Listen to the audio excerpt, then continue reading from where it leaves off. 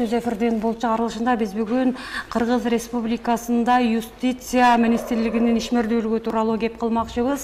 Бүгүнкү биздин студиябыздын коногу Сыдыков Орозбек Кадырбекович, Кыргыз Республикасынын юстиция министринин орун басары бүгүн бизде конокто. Саламатсызбы? Саламатсыз. Студиябызга кош келипсиз. Өрүкзарлуу Баткен жергесине кош келипсиз. Эми алгач эле айтсаңыз, Орозбек мырза, деги эле ушул Баткен облусуна болгон иш сапарыңыздын башкы максаты эмнеде болду? Рахмат студияга чакырганыңыздар үчүн. Деги эле Баткен бул баарыбыздын жүрөгүбүздө, Баткен маанилүү. Ушул Баткенге иш сапардын биринчи максаттары бул Баткен областында юстиция башкармалыгынын жана башка юстиция министрлигине караштуу биздин кызматтар, мамлекет кепилдеген юридикалык жардамды жөнгө салуу, мамлекеттик нотариустардын ишмердүүлүктөрү менен таанышуу, калкка эффективдүү кызмат көрсөтүп аткандыктары жана ошондой эле алардын көйгөйлөрүн угуу, ошол эле учурда тапшырмаларды берүү, элге кызмат көрсөтүүнүн эффективдүүлүгүн жогорулатуу боюнча, сапаттуу кызмат көрсөтүү боюнча, эл арасындагы мындай кайрылуулардагы бир чыңалууну жоюуда, баягы азыр жаз мезгили болуп, мамлекеттик нотариуске кайрылгандар, башкалар көп болуп атат. Ошол учурда бир тийиштүү документтердин анык бир тизмелерин аныктап, ошол боюнча укуктуу үгүттөө жүргүзүү дагы, баягы убаракерчиликтерди жоюу, бул бара-бара мамлекеттик кызматтын эффектүүлүгүн жогорулатуундагы бир ушул аймактарга келип дагы өз көзүбүз менен жетекчиликтин көрүүсү, багыттарды берүүсү боюнча жана мындан ары мамлекет кепилдеген юридикалык жардам, акысыз кеңеш берүү борборлорун ушул Баткендин 4 районунда дагы ачуу боюнча Кызыл Кая шаары менен кошулуп, жергиликтүү заңчы башкаруу органдарынын өкүлдөрү менен, акимдердин орун басарлары менен жолугушуу болду да. Ушул максаттар боюнча келдик. Эми Орозбек мырза, ушул иш сапар канча күнгө созулат? Иш сапар 3 күнгө келген, кечээ Ош областынан башталган. Ош областында деле ушундай жумуштар аткарылып, Ош областындагы президенттин ыйгарымдуу өкүлү менен жолугуп, райондун акимдери менен, Ош шаарынын мэри менен жолугуп, бул кызмат көрсөтүүлөр менен бирге эле ошол биздин аймактык башкармалыктардын же бизге караштуу ведомстволук органдардын аймактык башкармалыктарынын отурган жерлери, алардыга ыңгайлуу шарттарды түзүү боюнча, алардын имараттарынын абалы, эскилиги жеткендери боюнча кайсылары оңдоп түзөөгө, кайсыларды жаңы салуу боюнча дагы ушул бүтүндөй бир мониторинг жүргүзүлүп, бүгүн эртең бул Баткен областында болом. Анткени Баткенге бул өзүңүз көргөндөй 2 күн бөлүп атабыз да. Өзгөчө. Эми ушул Баткенге мына бүгүн эртең менен келдиңиз, эми ушул кандай ийгиликтерди байкап, анан кандай көйгөйлөрдү байкадыңыз? Баткенде президенттин ыйгарымдуу өкүлүнүн биринчи орун басары менен жолуктук, Маруфжан Каримович. Ошол учурда акимдердин биринчи орун басарлары менен, шаардардын вице-мэрлери менен кеңири жолугушуу болду. Алардын да юстицияга байланышкан маселелерин, көйгөйлөрүн уктук. Биз аларга сунуштап аткан сунуштарды айттык. Негизги бул сунуштар бул мындай мамлекет кепилдеген юридикалык жардам жөнүндө Кыргыз Республикасынын мыйзамы бар да. Жарандарга укуктук жактан бул кылмыш жаза иштеринде, административдик, жарандык иштерде мамлекет тарабынан кепилдеген юридикалык жардам берилет. Бул 2 түрү бар. Укуктук кеңеш берүү жана квалификацияланган жардам берүү.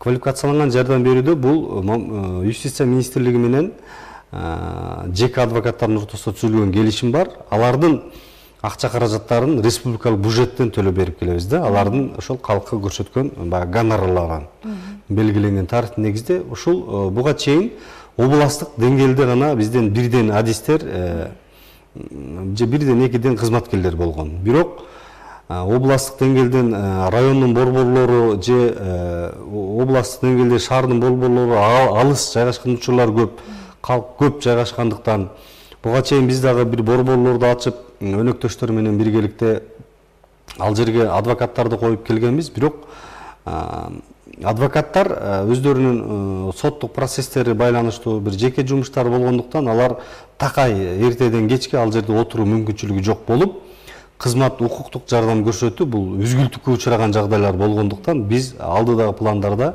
мыйзамды жаңы редакцияда кабыл алуу каралып бүтүп калды.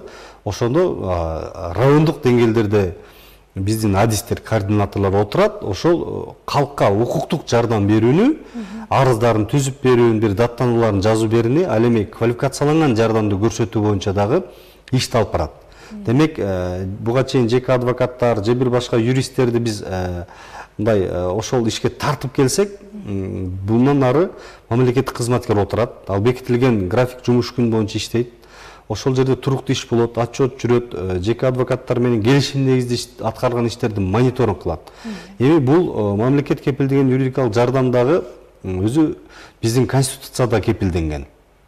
Ар бир жанга мамлекет тарабынан кепилдеген юридикалык жардам көрсөтүлөт, мыйзамдарда аныкталган учурда деп.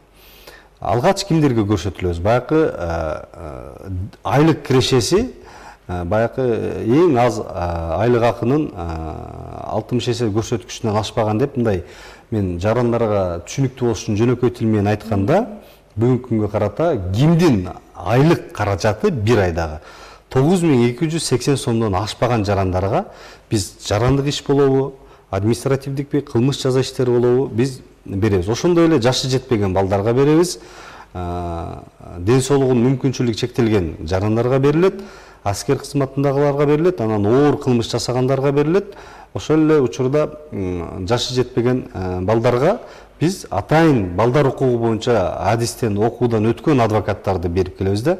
Бул көрсөтүлүп, ошону бүгүн бүт райондордун деңгээлине чейин алып чыгуу боюнча азыр аларды ушул мыйзам кабыл алынып калса, ошол шарт түзүү боюнча акимдер менен жолуккандын бирден бир максаты алар аябай жакшы кабыл алып атышат. Анткени биз райондун жетекчилери менен сүйлөшкөндө алар деле айтып атат, кандайдыр бир деңгээлде биз дагы бир укуктук консультация бере турган учурга чейин жетип калып атабыз дейт. Бизге жарандар бир калкты төлөө борборунан чечиле турган маселе, же жарандык актык абалдарын каттоодон чечиле турган, же мамлекеттик нотариустен, же айыл өкмөттөн чечиле турган маселелер боюнча дагы акимге чейин кирүү, же андан жогорку кызматтарга баруу болуп атат да. Демек, бул укуктук маданиятты жогорулатуу максатында ошол дасыккан адис жеринде туруктуу кызмат көрсөтүү берүү боюнча бул ушул бир механизмдерин иштеп, ишке киргизүү боюнча бул ошол иш-чаралар менен келдик да. Жакшы болгон турбайбы? Туура жакынкы күндөр анда ишке ашып калат. Антпесе ушул өзгөчө эл этегиндеги карапайым калк укуктук сабатсыздыктан көп кыйынчылыктарга кабылып жатышат.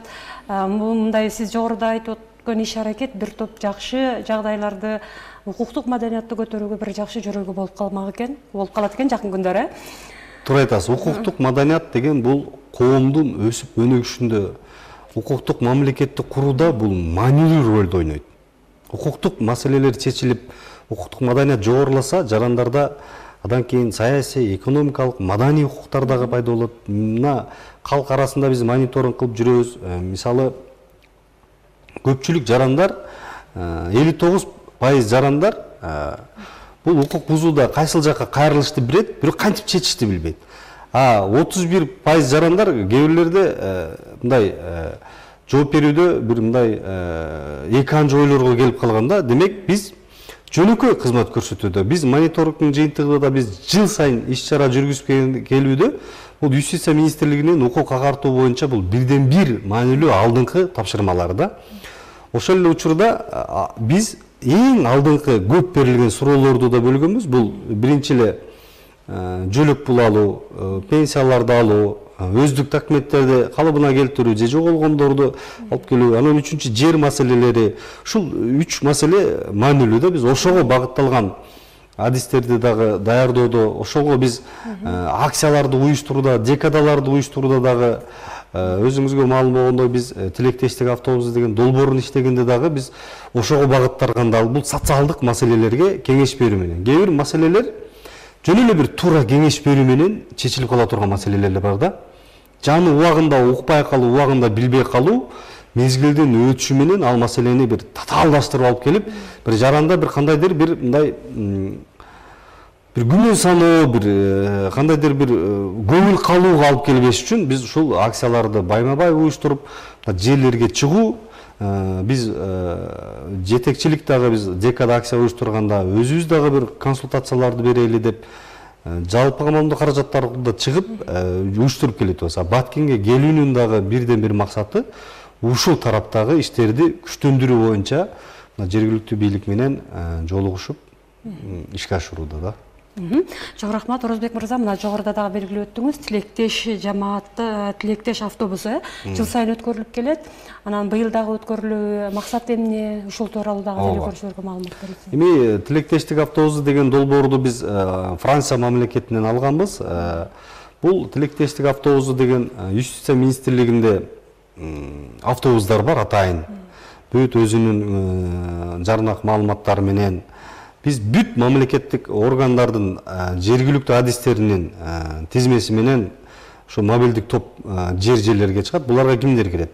Юстиция министрлигинин кызматкерлери, адвокаттар, мамлекеттик нотариустар, социалдык өнүгүү башкарманын кызматкерлери, социалдык фонддун кызматкерлери, салык орган кызматкерлери, кадастр мекемесинин кызматкерлери жерге байланышкан, унаан мекемесинин кызматкерлерин биз баарын алып бир 8-9 адамдан турган мобилдик топ чыгат. Былтыры Баткен областында да биз алгачкы жолу уюштурдук. Биз быйыл Баткен областындагы өнөктөштөр менен бул Бириккен Улуттар уюмунун өнүктүрүү программасын бирикти кайрадан кошуп атабыз. Былтыры 32 айыл аймактарга чыгып, айылдарга 1400дөн ашык жаранга биз укуктук жардамдарды бергенбиз. Эми укуктук жардамдарды берип коюп эле тим болбостон бул ОЗЭК консультацияларды, кайтарым байланыштарды түзүп, ошол адистер менен арыздарды түзүп берүү.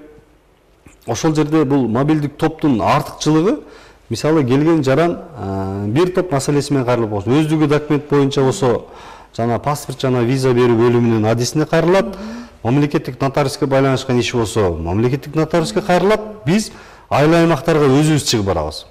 Атайын жанагы столдорду, мындай жеңил жарандарды кабыл алуучу чатырларды, мындай кол чатырга окшошторду бүт уюштуруп, тийиштүү материалдар менен, арыздын үлгүлөрү менен жасап, ошол автобуста бул компьютердагы аны басып чыгаруучу каражаттар менен кошо жабдылган программада ошол менен чыгып атабыз. Быйыл да Баткен областына да келебиз. Биз азыр мына акимдер менен жолугушканда биз айттык, мына өткөн жылы өзүңүзгө маалым болгондой жергиликтүү айылдык кеңештердин, жергиликтүү шаардык кеңештердин депутаттары дээрлик жаңыдан шайланышкан.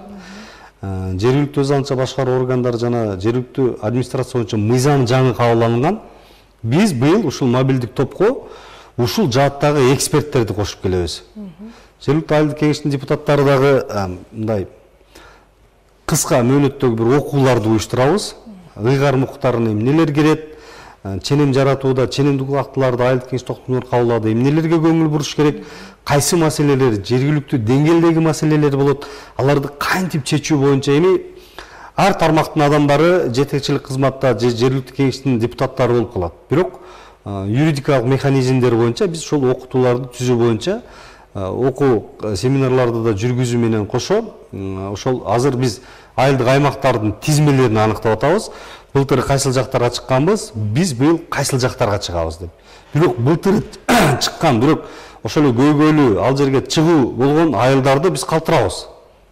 Чек аранын жанындагы байланышкан маселелерде жашаган калк жашаган айыл аймактарга биз чыгабыз. Ал жерде маселелерди чечүү боюнча жүргүзүп, мына графиктери жакын күндөрдө түзүлөт. Бул боюнча да чыгабыз. Быйылкы артыкчылыктуу ошол эксперттерди кошуп келүү менен буну ишке ашырабыз.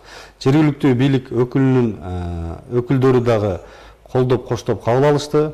Биз булар менен да Юстиция министрлигине байланышкан жергиликтүү кеңештин токтомдорун кабыл алуу, аларды ченемдик укук актыларынын реестрине киргизүү, жерлерди трансформациялоодагы Юстиция министрлигинин корутундусунда маанилүү ролду ойнойт. Ошол боюнча дагы пикир алмаштык. Кээ бир бюрократиялык маселелерди чечүү үчүн биз өзүнүн уюлдук байланыштарды да түздөн түз алмаштырдык, мобилдүү чечели деп. Анткени азыр коом бул өсүү бизден ыкчамдыкты жана бат кыймылдоону талап кылат да. Ушундай кээ бир бюрократиялык маселелерди четке коюп байланышайлы деп биз сүйлөштүк. Бунун бардыгы мамлекетибиз үчүн, калкыбыздын жакшы жашоосуна кошуу салымы боюнча ушундай биз чечимдерге келдик. Эртең дагы уланылат. Бул райондорго барып биздин ошол Юстиция министрлигине тийиштүү кызматкер адистер менен жолугушуу болот. Алар менен дагы сүйлөшүүлөр болот. Алардын иштеп аткан иш орундарында көрүү, кызмат көрсөтүүлөрдүн дагы жаңы эффективдүү жогору деңгээлге чыгаруу боюнча дагы сүйлөшүүлөр эртең дагы сөзсүз болот. Чоң рахмат, Орозбек мырза. Мынакей тилектеш автобустар бул өтө ушул эл элинин, карапайым элдин укуктук маданиятын көтөрүүдө, анан ошол көйгөйлөрүн жеринде чечүүдө чоң мүмкүнчүлүк жаралып турбайбы? Биздин телекөрүүчүлөр дагы күтүп калып атат болуш керек. Быйылкы жылы кайсы айларда келишет экен деген дагы ой суроолор жаралышы мүмкүн. Быйылкы жылы биз былтыры июль-август айларында жүргүзгөнбүз. Биз быйыл бир июнь айларында эле баштайбыз деп турабыз. Азыр жергиликтүү жетекчилер менен жолугушууда дагы айттык. Азыр биз сунуштарды булардан күтөбүз да. Кайсыл аймактарга биз чыгып берели депчи. Ал жерде бүт мобилдүү топ эми баягы бул чечүүчү адистердин, чечүүчү мамлекеттик кызмат көрсөтүүчү мамлекеттик органдардын түздөн-түз адистери ошол жака чыгып атат да. Бул аябай эффективдүү да, документтерди чечүүдө, башкаларды бир ишке ашырууда негизги кайтарым байланышты үзбөө боюнча эл менен тиги кызмат көрсөткөн адистердин було өзүнчө болбой ушул байланыш. Анан биз жөн эле барып ОЗЭК консультация бербей, азыр баягы кол баракчаларын, маалымат баракчаларын, орусча брошюра деп коет го, ошолорду жасап атабыз. Ал жерге дагы мурдагыдай кылып толуктура маалыматты жазбай эле биз тийиштүү маселелер боюнча кимге кайрылуучу жергиликтүү адистердин аты жөнүн, кызматтык телефондорун, байланыштарын жазып, анан сайтка маалымат баягы туташтырып бере турган QR коддорду киргизүү менен, кайтарым байланыштарды түзүү менен биз ушундай биз келип кеткенден кийин дагы маалыматтарды калтыруу менен байланыш менен кызмат көрсөтүүнү улантуу боюнча жүргүзүп атабыз. Тилектештик автобусу бул Баткен областына, башка дагы быйыл Жалал Абад областына, Ысык Көл областына дагы чыгабыз. Эми айтсаңыз, ушул Юстиция министрлигинин алдында реформаларга дагы токтолуп кетсеңиз. Эми Юстиция министрлиги бир топ реформаларды баштады. Эми бул жергиликтүү деңгээлдеги аймактык башкармалыктарга тийиштүүлөрү бар, анан республикалык маанидегилери бар. Бул биз биринчиден Юстиция министрлиги юридикалык жактарды каттоо боюнча да иш алып барат. Биз аны боюнча дагы жөнөкөй, эффективдүү болуш үчүн мөөнөттөрүн кыскартууга түшүрүп атабыз. 3 күндөн 1 күнгө, 10 күндүктөрдү 3 күнгө, анан ошол кайрылган жарандарга документтердин долбоорун жасап берүү боюнча да кызматты киргизүү боюнча иштеп атабыз. Буга чейин юридикалык жактарды каттоо мыйзамы болсо, мыйзамды биз азыр жобого алмаштырып атабыз. Жөнөкөйлөштүргөн бир мыйзамдык деңгээлде каралбай турган маселелерди жобонун деңгээлине алып түшөбүз деп атабыз. Юстиция министрлиги өзү бул адвокатура жаатында, нотариат жаатында, пробация, жазаларды аткаруу кызматы, соттук экспертиза жаатында, эл аралык арбитраждык сотторго Кыргызстан атынан өкүлчүлүк кылуу боюнча жана ченемдик укук актыларды жаратууда иштеп чыгуу, аларга корутундуларды берүү боюнча дагы иштерди алып барып келет, жана күнөөлөрдү каттоо боюнча дагы. Ал тармактарда жүрүп, мисалы адвокатура жаатында дагы мыйзамга өзгөртүү толуктоо киргизип, азыр каралуу стадиясында турат. Ал жерде дагы адвокат болууну каалагандарга талаптарды өзгөртүү менен адвокаттардын этикасын мындай күчтөндүрүү боюнча, анткени арыздар, адвокаттарга болгон арыздар дагы эл арасында аз эмес. Ал эми нотариат жаатында дагы мыйзамды жаңы редакцияда кабыл алып атабыз.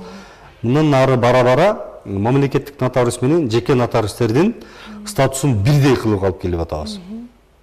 Анткени кээ бир райондордо бир эле мамлекеттик нотариус болот дагы, ошол баягы өзү нотариалдык аракеттердин 23 түрү бар, анын 18-ин жеке нотариустер жасайт, 5-өнү бул мамлекеттик нотариустер гана жасаш керек да. Бир кандайдыр бир монополиялык кызмат көрсөтүү болбош үчүн, анткени мыйзам алдында жеке нотариус жасаган аракет дагы, мамлекеттик нотариус жасаган аракет дагы күчү бирдей. Ушуларды бул ишке ашырып мыйзамдын деңгээлинде мындан аркы реформаларды каралып, ошол жерге алып, ошол эле учурда жеке нотариустердин да жоопкерчилигин күчөтүү, аларды жеке нотариустерге лицензия берүүдө дагы алардын билими, бул тажрыйбасы, ошол жаатты бир түшүнө билиши боюнча дагы талаптар тийиштүү деңгээлде коюлат. Анан цифровизация жаатында дагы ошол иш болуп атат. Бул ошол электрондук нотариат деген сан ариптештирүүнү киргизип атабыз. Бул эми бул алыскы максаттар эмес, бул жакынкы максаттарда. Анткени мыйзам долбоору иштелип чыккан, азыр каралуу стадиясында турат. Булар болсо дагы ишке ашат. Анткени кээ бир мамлекеттик нотариустерге элдер барганда өчүрүт көп. Аны башка жеке нотариус барып жасатайын десе, жеке нотариус жасай албай калат. Мисалы, мамлекеттик нотариус жасаган 5 иштерди айтып кетсем, бул мурас укугу боюнча көбөлүктөрдү берүү, кыймылсыз мүлктөргө чектөөлөрдү коюу, жана аларды кайрадан алуу, жанагы ден соолук мүмкүнчүлүгү чектелген жарандарга факсимилияны жасатуу, баягы факсимилия деген бар, кол кое албаса ден соолук мүмкүнчүлүктөрүн жараша, анан бир ошол жанагы жасалган эме менен, анан керездер боюнча алып барган иштер боюнча аны биз берүү менен ошол демек жарандарда кайсы нотариуске да барып жасатуу боюнча бир толук кандуу укуктары пайда болот. Чоң рахмат. Мынакей жогоруда айтып өттүңүз, ушу жеке нотариустар айрым учурда ушул карапайым калк арасында жеке нотариустан ошол өзүнүн муктаждыгы боюнча документин бүтүрүп, ошол эле учурда ошол документ өтпөй калып бир топ чыгымга учураган жарандар да кездештиребиз да. Бул боюнча ошо жеке нотариустар мыйзам чегинде жооп бериш керекпи? Сиздерге баш ийеби? Ошондо кандай жазалар колдонулат? Эми жеке нотариус менен жасаган аракет менен мамлекеттик нотариус жасаган аракет өзү мыйзамында бирдей күчкө ээ. Бирок ошол жасап аткан аракет мыйзамсыз жасалып калса, жеке нотариус ал сөзсүз түрдө жооп берет. Юстиция министрлиги лицензия берүүчү жана лицензияны чакыртып алуучу орган. Кандай арыз түшсө да каралат, комиссия түзүлөт. Комиссиянын курамына ошол мамлекеттик нотариустер кирет, тийиштүү адистер кирет, карап чыгат. Эгер нотариустун жеке нотариус болобу, мамлекеттик нотариус болобу, ошол жасаган аракетинде мыйзам бузуу болсо, сөзсүз ага жаза чаралар колдонулат. Демек кайрылыш лицензиясын чакыртып алууга чейин колдонулат. Мына ушундай учурлар кездешет, бирок ушул карапайым калк кайда кайрылаарын билбегендиктен ошо көп суммадагы акчага күйүп калган учурлар дагы болуп атат. Эми юстиция министрлигине кайрылсын, аймактык юстиция башкармалыктарына кайрылса, алардын ыйгарымдыктарына кирбеген маселелер болсо, алар бизге жөнөтөт арыздарды. Ал жактан биз карайбыз. Биздин азыр электрондук кайрылуу боюнча биздин сайтка кайрылса болот, үйдөн отуруп эле телефон аркылуу же компьютер аркылуу арызын жазсын. Бул кайрылуунун жолдору бардыгы каралган. Айтсаңыз эми ошо жергиликтүү айылдык кеңештин ченемдик укуктук актылары боюнча дагы. Эми ченемдик укуктук актылардын өзү мыйзамдуу күчүнө кирүүнүн талаптарынын бири юстиция министрлигиндеги ченемдик актылардын реестрине кириш керек да. Бул ченемдик укуктук акты болгон актылар. Бул жергиликтүү айылдык кеңештин токтомдору менен шаардык кеңештин токтомдору бул ченемдик укуктук акты болуп эсептелет да. Аны кабыл алгандан кийин 7 күнүн ичинде жарыя бериш керек. Эми бул эмне? Бул деген ченемдик укуктук акт жарандардын аныкталбаган чөйрөсүнө көп ирет колдонуучу акты да. Ошондуктан жергиликтүү жамаат, калк ошол акты менен тааныштар болуш керек. Сөзсүз түрдө бул айкындуулук баарына жетиш керек. Анан реестрге киргенден кийин бул ал жерде күчүнө кирет. Бул дагы эмнелерге алып келет? Бул жанагы 1 ай мурун чыгарып коюп, 2 ай мурун оңдоп коюп, же өзгөртүп коюп, бул ушундай нерселерди, бир тобокелчиликтерди четке кагат да. Реестрге киргенден кийин ал ачык юстиция министрлигинин сайтында. Ал жерден таанышат. Кандайдыр бир шаардын, кандайдыр бир айыл аймактын маселесине кызыккан жарандар кирип, кандай ушул өздөрү шайлаган депутаттар кандай бир ченемдик укуктарды кабыл алып атат, алар кандай ишке ашырылып атат, кирип таанышат. Аны биздин юстиция министрлигинин сайтына киргенден кийин аны өзгөртүп же башкача кылып бир кандайдыр бир тобокелчиликте баарын четке кагат. Анан ал ошол 7 күн ичинде жарыяланыш керек, 7 күн ичинде юстиция министрлигинин реестрине кириш керек. Жалпысынан 14 күн камтып атабы, ошондо кабыл алынгандан кийин жарыялоо менен бирге ал аймактык башкармалыктарга жибериш керек. Эми ченем жаратууда дагы өзүнчө камтылган маселенин предмети, ошонун айкындуулугу, ошол жөнгө салынган маселени тийиштүү деңгээлде жөнгө салдыбы, ошол мыйзамдарга туура келеби, өзүнүн жогору турган ошолор да каралыш керек. Биз бирок кабыл алуу процессин жүргүзүп атабыз. Жана жетекчиликтер менен жолукканда биз айттык, биз тилектештик автобус менен кошо биз эксперттерди да алып келебиз, аларды дагы окутат. Мисалы, жер маселесинде, жерди трансформациялоодо же башка жергиликтүү маанидеги маселелерде депутаттар кандай маселелерди кабыл ала алышат, кандай чечимдерди кабыл алыш керек, кандай тартипте боюнча биз окутууларды жүргүзүп беребиз деп сүйлөштүк бул жергиликтүү бийлик өкүлдөрү менен. Алар дагы кош колдоп кабыл алды. Анткени мен жана сөзүмдө белгилегендей депутаттардын жаңы курамы шайланган. Алардын өздөрүнө тийиштүү маселелерди билүүсү, биз аларды окутуусубуз, бул дагы калктын укуктук сабаттуулугун жогорулатууга бул жасалып аткан кадамдар болуп эсептелинет да. Чоң рахмат. Мына бир топ жакшы иш-аракеттер жүрүп жатыптыр, жакшы иш-аракеттер пландалып жатыптыр. Албетте биздин ошол укуктук маданият, элдин маданияты өскөндө гана бул демократиялуу өнүккөн өлкөнү кура алабыз. Бизге бөлүнгөн убакыт дагы соңуна келип атат. Орозбек Кадырбекович, эми кошумча пикирлер, элге кайрылуулар болсо айтып алсаңыз болот. Эми Юстиция министрлиги калк менен, эл менен иштөөгө дайым ачык. Сиздердин көйгөйлөрдү угууга, биздин ишеним телефондорго маселелер болсо кайрылыңыздар. Сунуш ой пикирлер болсо биздин расмий сайт аркылуу кайрылыңыздар.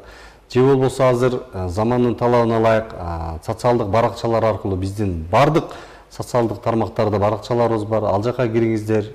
Же жетекчиликтердин өзүнүн социалдык баракчаларына да кайрылыңыздар. Бир маселелер, көйгөйлөр болсо биз карайбыз. Сунуштарыңыздар болсо эске алабыз. Жергиликтүү өз алдынча башкаруу органдары менен биргеликте Юстиция министрлигинин аймактык башкармалыктарына дагы жолугушууларга тапшырмалар берилди. Бул эми жергиликтүү деңгээлде маселелерде, укуктук маселелерде дагы Юстиция министрлигинин аймактык башкармалыктарда акысыз кеңеш берүү борборлору бар. Жок райондорго ачуу боюнча иштерди жүргүзүп атабыз. Ал жака кайрылыңыздар. Мамлекет тарабынан кепилдеген сиздин жана талаптарга мыйзамда көрсөтүлгөндөй жооп берсе, биз сиздерге адвокат камсыз кылып беребиз. Анын акча каражатын республикалык бюджеттен төлөп берет мамлекет. Ушул укуктар боюнча пайдаланыңыздар. Жөн эле укуктук консультация алабыз десеңиздер да, биздин адистер ар дайым берүүгө даяр жана алардын милдети. Рахмат. Сизге дагы чоң рахмат. Ыраазычылык билдирели, алтындай болгон убактыңызды бөлүп, ошо телекөрүүчүлөргө бир өзгөчө керектүү маалыматтарды бергениңиз үчүн, ишмердүүлүгүңүз жөнүндө маалымат бергениңиз үчүн сизге ыраазычылык билдиребиз. Рахмат. Урматтуу телекөрүүчүлөр, ушуну менен бизге бөлүнгөн убакыт дагы соңуна келип жетти. Эскерте кетсек, бүгүн бизге конокто Кыргыз Республикасынын Юстиция министринин орун басары Сыдыков Орозбек Кадырбекович болду. Албетте, ушул укуктук мамлекетте, демократиялуу мамлекетте жалпыбыз ошол укуктук маданияттын жогору болушу менен жалпы ачык айкын болуп өнүгүү өрүш алат деген тилек менен бүгүнкү көрсөтүүнү жыйынтыктайбыз. Көрсөтүүнү мен Бермет Манасов алып бардым. Келерки көрсөтүүдөн амандыкта көрүшөлү.